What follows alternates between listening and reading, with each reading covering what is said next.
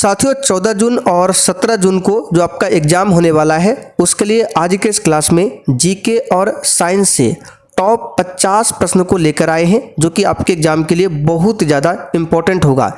इसमें जो साइंस का प्रश्न होने वाला है थोड़ा सा टफ लेवल का होने वाला है जो कि एग्जाम के लिए बहुत ज़्यादा इम्पोर्टेंट होगा। तो आप लोग पूरा क्लास को ध्यान से देखिए। तो इस सेट का पहला क्वेश्चन देखिए, गुरु गोविंद सिंह ने सिखों को 5 चीज धारण करने का आदेश दिया, निम्नलिखित में से कौन उनमें से नहीं है? केस, कड़ा, कंघा या फिर चौथा ऑप्शन किला। बहुत ही शानदार क्वेश्चन है। चलिए आप लोग इसका आंसर बताएंगे और देखिए प्रत्येक स्टूडेंट को नीचे लाइव चैट में या फिर कमेंट बॉक्स में अपना अपना आंसर करना है। तो यहाँ पर इस क्वेश्चन का आंसर जो भी साथी चौथा ऑप्शन बता रहे हैं आपका बिल्कुल सही जवाब है, किला नहीं है। 5 चीजें कौन कौन सा है याद रखिएगा, बता देते हैं। तो गुरु गोविंद सिंह ने 1699 में हर समय धारण करने के लिए खालसा सिखों को आज्ञा दी थी। वे कौन कौन सी चीजें हैं? केस, बाल, कंघा, कड़ा और कृपान। चलिए आगे बढ़ते हैं। क्वेश्चन नंबर देखिए दूसरा, निम्नलिखित में से कौन सिंधु नदी की सबसे लंबी सहायक नदी है? एक भी प्रश्न को आपको छोड़ना नहीं है। बताइए इसका आंसर क्या होगा। निम्नलिखित में से कौन सिंधु नदी की सबसे लंबी सहायक नदी है? तो इसका सही जवाब है सतलज नदी। अगर आपसे पूछे गंगा नदी की सबसे बड़ी सहायक नदी कौन सी है तो याद रखिएगा यमुना नदी। चलिए तीसरा क्वेश्चन देखिए, राष्ट्रपति का आदेश भारतीय संविधान के डैश तहत जारी किया गया जिसमें जम्मू कश्मीर राज्य के लिए संविधान में विभिन्न अपवादों और संशोधन की अनुमति देता है। बताइए कौन सा आर्टिकल है। और साथियों जैसे कि आप सभी को पता चल ही गया होगा, आपका एग्जाम डेट आ चुका है 14 जून और 17 जून को आपका एग्जाम है। तो आपके पास बहुत ही कम दिनों का समय बचा हुआ है, इसलिए आप लोग डेली क्लास कीजिए। क्लास का समय है रात 8 बजे से। तो यहाँ पर इस क्वेश्चन का आंसर हो जाएगा अनुच्छेद 370 1D, तीसरा वाला ऑप्शन राइट है। चलिए आगे देखिए, डैश 5वें सिख गुरु ने आदि ग्रंथ की रचना की जो सिख धर्म का प्रथम धार्मिक ग्रंथ था। बताइए सिख धर्म के 5वें गुरु कौन थे? अगर आपको याद होगा तो बिल्कुल आराम से आंसर लगा सकते हैं। तो यहाँ पर इसका सही जवाब है गुरु अर्जुन देव। ठीक है, गुरु अर्जुन देव फर्स्ट ऑप्शन आपका सही है। अगला क्वेश्चन, अनुच्छेद 35A को भारतीय संविधान में डैश में तत्कालीन राष्ट्रपति राजेंद्र प्रसाद द्वारा प्रधानमंत्री जवाहरलाल नेहरू की सलाह पर शामिल किया गया था। तो यहाँ पर आपको बताना है किस वर्ष में आर्टिकल 35A को शामिल किया गया था। तो यहाँ पर इसका सही जवाब है 1954 में। तीसरा वाला ऑप्शन आपका सही है 1954 में। चलिए आगे बढ़ते हैं। क्वेश्चन नंबर देखिए 6, 1857 के सिपाही विद्रोह के समय भारत का गवर्नर जनरल कौन था? तो यहां पर इसका सही जवाब है कौन था? तो लॉर्ड कैनिंग। कौन था? Lord Canning. अच्छा 1857 की क्रांति की बात करें, इसका प्रतीक चिन्ह पूछा जाता है तो कमल और रोटी या फिर कमल और चपाती। 1857 की क्रांति की शुरुआत कहां से होती है? उत्तर प्रदेश के मेरठ से। किस तिथि को? तो 10 मई से। आगे देखिए, गुरु गोविंद सिंह डैश सिख गुरु थे। तो गुरु गोविंद सिंह की बात करें सिख धर्म के 10वें गुरु थे। यहाँ पर दूसरा ऑप्शन सही है। इनका जन्म कब हुआ था? तो 1666 में हुआ था। कहाँ पर? पाटलिपुत्र में। चलिए क्वेश्चन नंबर देखिए 8, वर्ष 2011 की गणना के अनुसार भारत का कुल वनावरण क्षेत्र कितना प्रतिशत है? बिल्कुल एग्जाम में आने वाला क्वेश्चन है। बताइए इसका आंसर क्या होगा। तो यहाँ पर इसका सही जवाब है 21.05%। गणना 2011 के तहत आपको बताना था। तो इसका आंसर क्या होगा? 21.05%। चलिए आगे बढ़ते हैं। क्वेश्चन नंबर देखिए 9, किस शासक ने अपने जीत की निशानी के रूप में बुलंद दरवाजा का निर्माण करवाया था।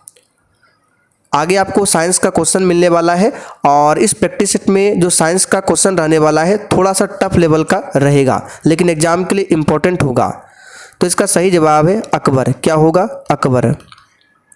आगे देखिए क्वेश्चन नंबर 10।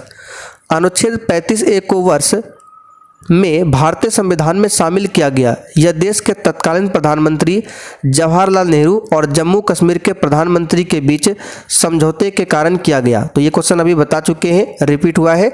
इसका आंसर है 1954। आगे देखिए, कर्नाटक के हम्पी में स्थित डैश स्थापत्य कला का एक उत्कृष्ट उदाहरण मंदिर है। तो कर्नाटक के हम्पी में कौन सा मंदिर है, फटाफट से बताइए। तो याद रखिएगा विट्ठल मंदिर। ठीक है, विट्ठल मंदिर है। यहाँ पर तीसरा वाला ऑप्शन आपका सही है। आप लोग कमेंट करके बताइए मीनाक्षी मंदिर और अक्षरधाम ये कहाँ पर है। चलिए आगे देखते हैं क्वेश्चन नंबर 12। 1955 में इंपीरियल बैंक का नाम बदलकर क्या रखा गया? तो इंपीरियल बैंक ऑफ इंडिया किसका नाम है? तो याद रखिएगा एसबीआई का। एसबीआई का पुराना नाम है इंपीरियल बैंक ऑफ इंडिया। तो यहाँ पर देखिए दिया हुआ है स्टेट बैंक ऑफ इंडिया यानी कि एसबीआई। दूसरा वाला ऑप्शन सही है। चलिए आगे देखिए, जहांगीर डैश मुगल शासक था जिसने 1605 से अपनी मृत्यु 1627 तक शासन किया। यानी आपको बताना है जहांगीर मुगल शासक था कितने नंबर का, तृतीय, पांचवा, दूसरा या फिर चौथा। तो इसका सही जवाब है चौथा शासक था। ठीक है, यहाँ पर चौथा वाला ऑप्शन आपका सही जवाब है। जहांगीर को सलीम के नाम से भी जाना जाता था। ये चौथे मुगल सम्राट और अकबर का पुत्र था। किसका पुत्र था? अकबर का।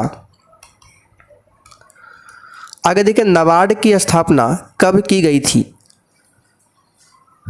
फटाफट से बताइए।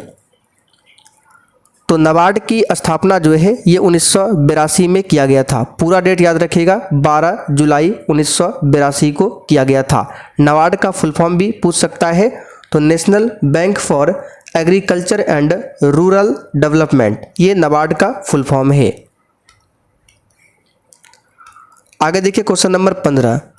अनुच्छेद डैश जम्मू कश्मीर के निवासियों को विशेष अधिकार एवं सुरक्षा प्रदान करता है। बताइए कौन सा आर्टिकल? तो ये आर्टिकल 35 है जो कि 1954 में जोड़ा गया था। कई बार आपको बता चुके हैं। यहाँ पर तीसरा ऑप्शन राइट है। आगे देखिए, अरविंदो घोष का जन्म कलकत्ता, अब कोलकाता के नाम से जाना जाता है, में डैश को हुआ था। तो अरविंदो घोष का जन्म कलकत्ता में हुआ था। कब? तो 15 अगस्त 1872 को। यहाँ पर तीसरा वाला ऑप्शन आपका सही जवाब है, 15 अगस्त 1872 को।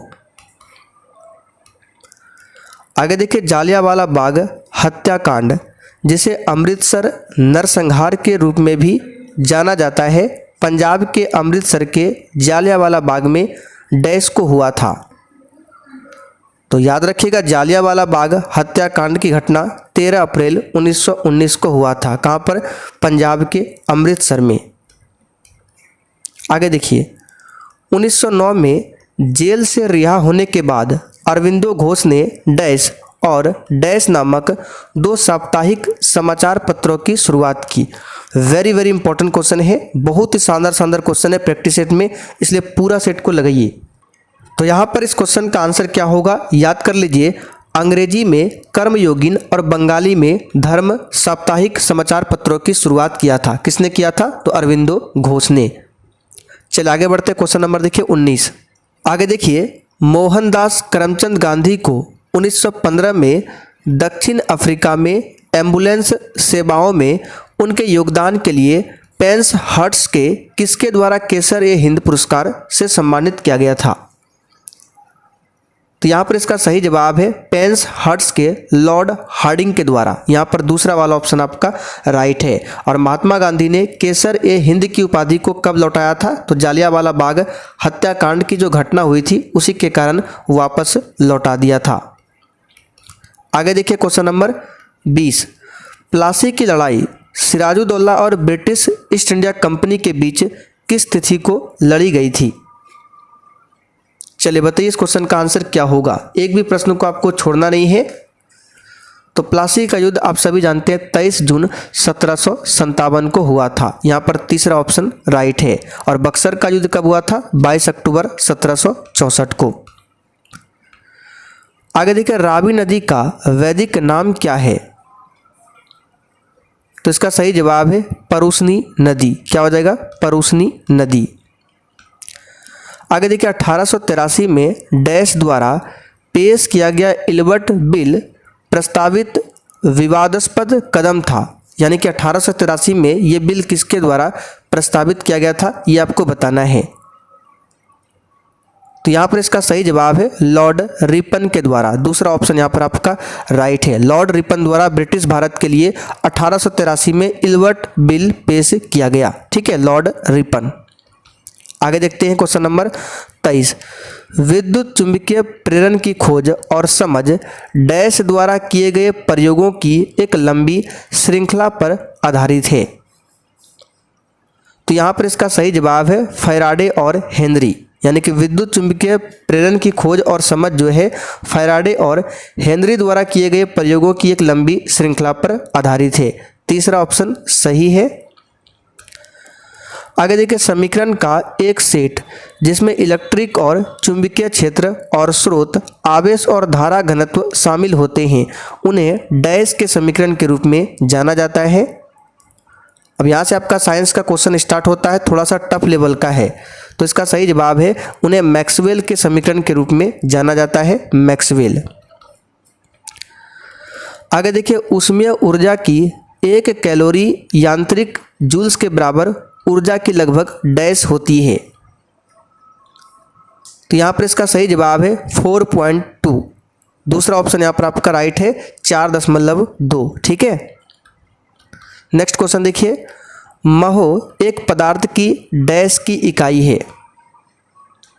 यहाँ पे देखिए जो क्वेश्चन है 25 नंबर, इसमें क्या पूछा गया है? इसमें पूछा गया है 1 कैलोरी में कितना जूल होता है। तो 1 कैलोरी में 4.2 जूल होता है। ठीक है, 4.2 जूल। तो महो जो है किसकी एक इकाई है? तो इसका सही जवाब है चालकत्व का। चौथा ऑप्शन यहाँ पर आपका राइट है, किसका है? चालकत्व का है। प्रतिरोध का एसआई मात्रक क्या होता है? ओम। और प्रतिरोधकता का क्या होता है? ओम मीटर। आगे देखते हैं क्वेश्चन नंबर 27। निम्न में से कौन अल्फा कण को निरूपित करता है? तो अल्फा कण को अल्फा किरण या अल्फा विकिरण भी कहा जाता है। इसमें 2 प्रोटॉन और 2 न्यूट्रॉन होते हैं। तो देख लीजिए किसमें 2 प्रोटॉन और 2 न्यूट्रॉन है। तो प्रोटॉन की बात करें तो परमाणु संख्या बराबर होता है प्रोटॉन की संख्या, और उसको नीचे लिखा जाता है। तो नीचे यहाँ पे 1 लिखा, ये तो होगा नहीं क्योंकि 2 होना चाहिए, ये भी नहीं होगा। तो बचा आपका 2 और 3। तो प्रोटॉन की संख्या 2 होना चाहिए, इसमें भी 2 है, इसमें भी 2 है। और न्यूट्रॉन की संख्या कितना होना चाहिए? तो वो भी 2। तो यहाँ पर अगर हम न्यूट्रॉन की संख्या निकालें तो ऊपर वाले को बोलते हैं द्रव्यमान संख्या। तो न्यूट्रॉन की संख्या निकालने के लिए क्या करते हैं? ऊपर वाले में नीचे वाले को घटाते हैं। तो यहाँ अगर 2 में 2 घटाएंगे तो 0 हो जाएगा, ये तो होगा नहीं। लेकिन यहाँ पर अगर घटाते हैं 4 में 2 तो कितना आएगा? 2। तो न्यूट्रॉन की संख्या देखिए 2 निकल कर आया और परमाणु संख्या 2 दिया हुआ है। तो ये आपका क्या है? अल्फा कण को निरूपित करता है। आगे देखिए, 30 डिग्री सेल्सियस कितना केल्विन के बराबर होता है? तो केल्विन आपको निकालने के लिए क्या करना है? 273 में सेल्सियस को ऐड कर देना है। तो यहाँ पे ये फॉर्मूला आपको ध्यान रखना है। तो 273 में सेल्सियस कितना दिया हुआ है? 30 डिग्री। इसको जोड़ दीजिए तो ये कितना आ जाएगा? 303 आ जाएगा, 303। इसी प्रकार से निकाला जाता है। आगे देखिए, कैथोड किरणें डैश की एक किरण है। और जिन्होंने सेशन को अभी तक लाइक नहीं किया है, आपसे रिक्वेस्ट है सेशन को लाइक करते चलिए। तो कैथोड किरणें डैश की एक किरण है, किसका है? तो इलेक्ट्रॉन का। तीसरा ऑप्शन राइट है, इलेक्ट्रॉन। नेक्स्ट क्वेश्चन, वर्गीकी जिसको टैक्सोनॉमी बोला जाता है, संवर्ग के संदर्भ में स्तनपायी शब्द एक बताइए क्या है? तो इसका सही जवाब है वर्ग है। वर्गीकी संवर्ग के संदर्भ में स्तनपायी शब्द एक वर्ग है। आगे देखिए, गुरुत्वाकर्षण के खिंचाव के प्रत्युत्तर में क्रमशः शाखाओं और जड़ों की ऊर्ध्वगामी और अधोगामी वृद्धि को डैश कहा जाता है। तो इसे गुरुत्वानुवर्तन बोला जाता है। फर्स्ट ऑप्शन यहाँ पर आपका सही है, याद कर लीजिए। आगे देखिए, जब प्रकाश तरंगे एक माध्यम से दूसरे माध्यम में प्रवेश करती है तो अपने मूल पथ से विचलित हो जाती है, इस परिघटना को क्या कहते हैं? तो ये तो आपने क्लास 10th में ही पढ़ा होगा, इसको अपवर्तन कहा जाता है। क्या बोला जाता है? प्रकाश का अपवर्तन। आगे देखिए, डैश को ऊष्मा तरंगों के रूप में भी जाना जाता है। और साथ ही इस एग्जाम के लिए अगर आपको वन लाइनर जीके जीएस का वीवीआई नोट्स, पिछले 10 से 12 साल का question bank, special Bihar GK का नोट्स चाहिए तो मात्र 49 में सब कुछ आपको दिया जा रहा है। ये हमारा व्हाट्सअप नंबर है 9631887058। इस पर आपको केवल मैसेज कर देना है। अगर आपको डेमो के लिए पीडीएफ चाहिए तो वो भी मिल जाएगा। तो यहाँ पर इसका सही जवाब है अवरक्त तरंगों को ऊष्मा तरंगों के रूप में भी जाना जाता है। तीसरा ऑप्शन राइट है। चलिए आगे बढ़ते हैं। क्वेश्चन नंबर देखिए 35। डैश तरंगों में दृश्य प्रकाश तरंगे, एक्सरे, गामा किरणें, रेडियो तरंगे, माइक्रोवेव, परावैंगनी और इंफ्रारेड तरंगे शामिल होती है। बताइए किस तरंगों में?